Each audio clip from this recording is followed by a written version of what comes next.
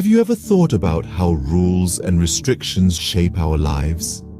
This question invites us into the world of Amanda, a compelling poem penned by Robin Klein.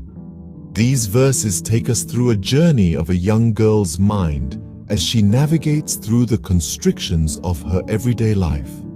Like a bird in a cage, Amanda yearns for freedom, her spirit desiring to break free from the chains of societal expectations.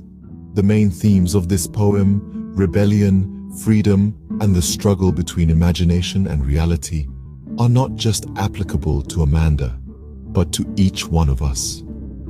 They echo our own battles, our own yearnings, our own dreams. We see Amanda's world through her eyes, feel her frustrations, share her dreams, and in doing so, we get a glimpse into our own lives. So, let's dive into the world of Amanda and explore her thoughts and feelings. The first stanza lays the foundation for Amanda's character. Let's dive deep into this initial stanza to understand more about Amanda and the world she lives in. The stanza starts with Amanda's mother reprimanding her, telling her not to hunch, not to bite her nails, and to sit up straight.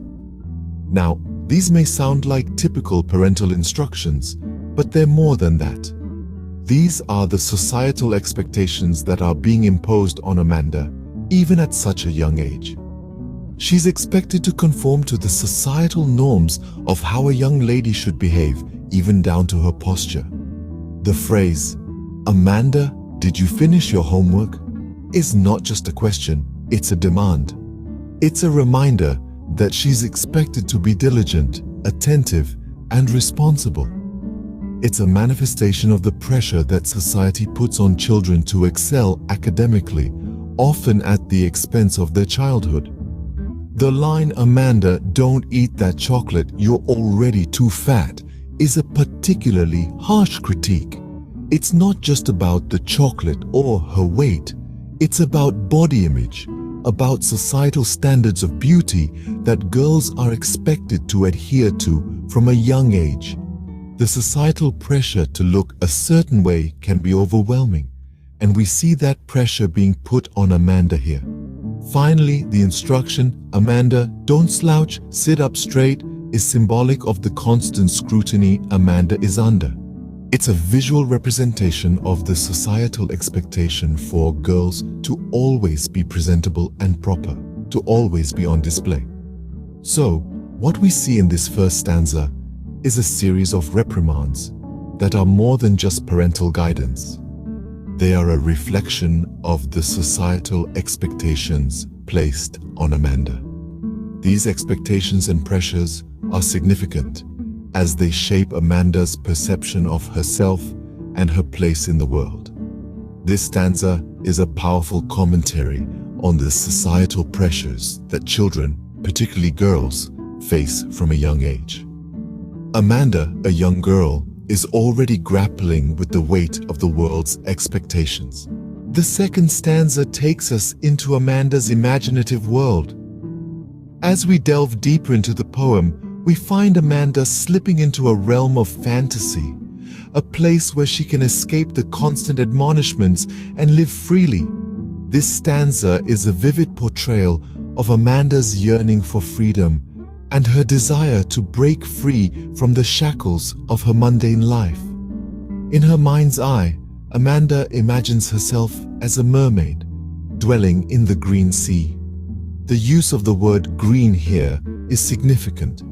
It not only represents the color of the sea, but also symbolizes nature, tranquility, and freedom. As a mermaid, Amanda feels a sense of liberation that she lacks in her real life. She is seen drifting blissfully. The word blissfully conveys Amanda's sense of contentment in her imaginary world. This is a stark contrast to the dissatisfaction and suffocation she feels in her reality. The poet also introduces a sense of timelessness in Amanda's fantasy. In her dream world, there's no schedule to follow, no chores to do, no rules to abide by. She is careless, languid, and supine, completely relaxed and free from worries. However, the line beneath the sea's surface suggests that Amanda's dreams and desires are hidden, suppressed under the pressure of societal expectations and norms. Her true self, just like the mermaid, is submerged, unseen by the world above. This stanza is a powerful commentary on the impact of societal pressures on an individual's freedom and imagination. It highlights the importance of allowing one's mind to wander, to dream, and to create a world where they can be themselves without any restrictions or judgments. The second stanza thus adds another layer to the poem by showcasing the contrast between Amanda's reality and her dream world. It is a poignant depiction of a young girl's struggle to balance her desires with the expectations laid upon her. Amanda's dream world is her sanctuary, a place where she is free to be herself. The third stanza brings us back to Amanda's reality. In this stanza, we find Amanda's mother relentlessly continuing her tirade. She chides Amanda for her slouching posture, a common criticism many youngsters face. She warns her about developing a hump, a physical deformity that is often associated with bad posture. The mother's stern warning is a reflection of societal norms and standards of proper behavior and appearance. The mother's nagging continues as she scolds Amanda for carelessly eating her food. She complains about Amanda's lack of proper etiquette, about her biting her nails and making noise while eating. These criticisms, though seemingly trivial, weigh heavily on Amanda.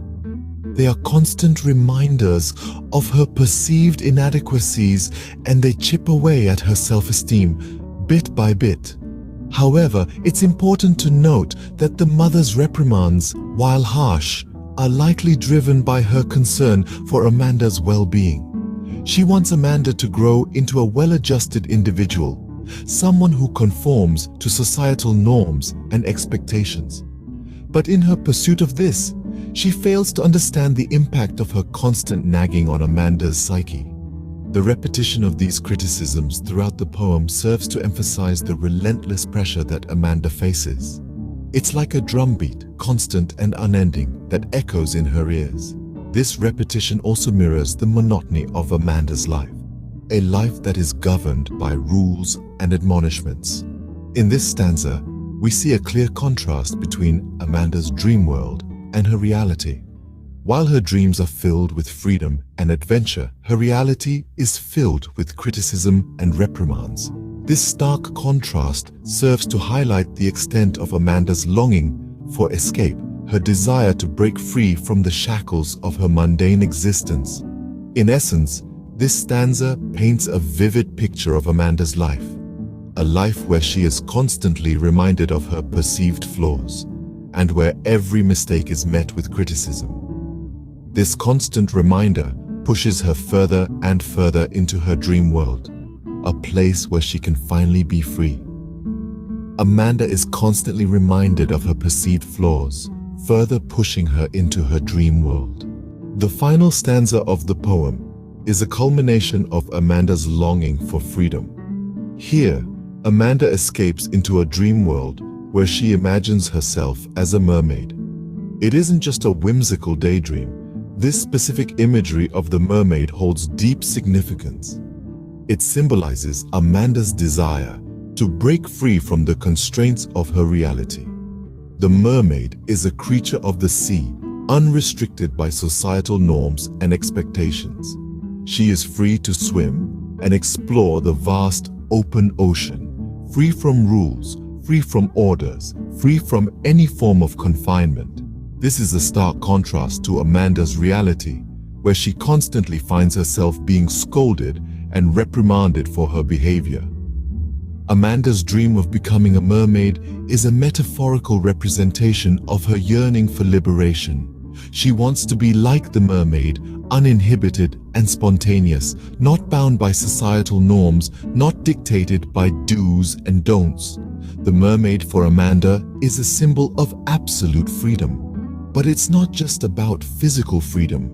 The mermaid image also represents emotional and mental freedom. In her dream, Amanda is not just free from physical constraints, but also from the constant nagging, the disapproval, the criticism, and the pressure to conform to societal standards.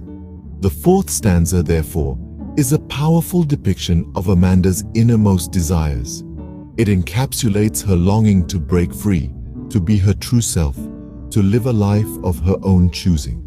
It shows the profound impact of societal pressures on Amanda's psyche and her desperate desire to escape from it all. In essence, the mermaid in Amanda's dream is a reflection of her deep-seated desires and aspirations. It represents her longing to be unchained from societal expectations, to be free to express herself, to be free to be herself. Amanda's dream of being a mermaid symbolizes her desire to break free from the chains of societal expectations. To wrap up, Amanda is more than just a poem about a rebellious child. It's a deep exploration into the mind of a young girl, torn between the rules of society and the freedom of her imagination. Throughout our analysis, we've journeyed with Amanda, stanza by stanza, from her mundane reality to her vibrant daydreams. The poem's central themes, rebellion, freedom, and the struggle between imagination and reality, resonate powerfully in today's world. They remind us of the universal nature of childhood and the importance of nurturing imagination and individuality. Amanda's world, filled with mermaids and Rapunzel-like escapes, is a symbolic protest against the constraints of society. The relevance of this poem extends beyond the classroom. It's a reminder to all of us about the significance of understanding and freedom in shaping a child's personality. It encourages us to listen, to empathize, and to allow room for dreams. The world of Amanda reminds us of the importance of understanding and freedom in the growth of a child's personality.